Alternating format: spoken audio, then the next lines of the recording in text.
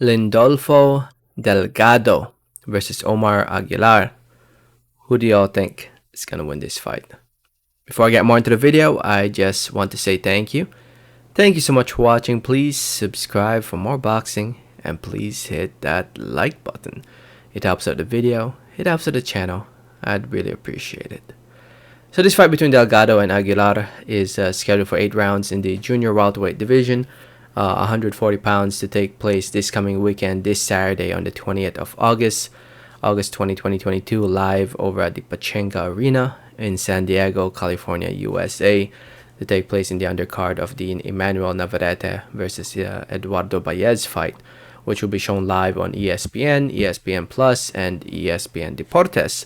This fight specifically between Delgado and Aguilar, to my understanding, will be on ESPN Plus. So tune into ESPN Plus if you want to see it.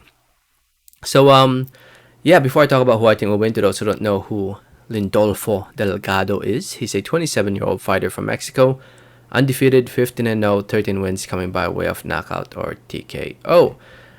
He's coming off a win against Gustavo David Vittori back in April of this year, and now here he is fighting an undefeated fighter in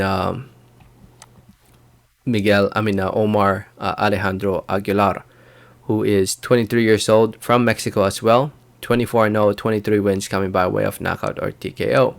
He is coming off a win against Alfredo Rodolfo Blanco back in May of this year.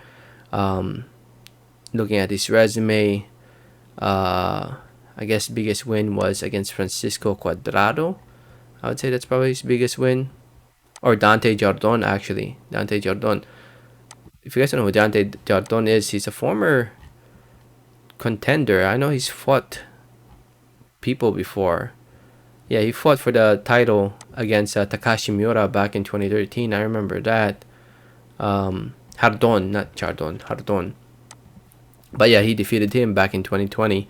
More of the older Jardon though. You know, an old Jardon. But yeah, he's undefeated for a reason. And now here he is fighting another undefeated fighter in Delgado. So 2 undefeated fighters, somebody's has got to go.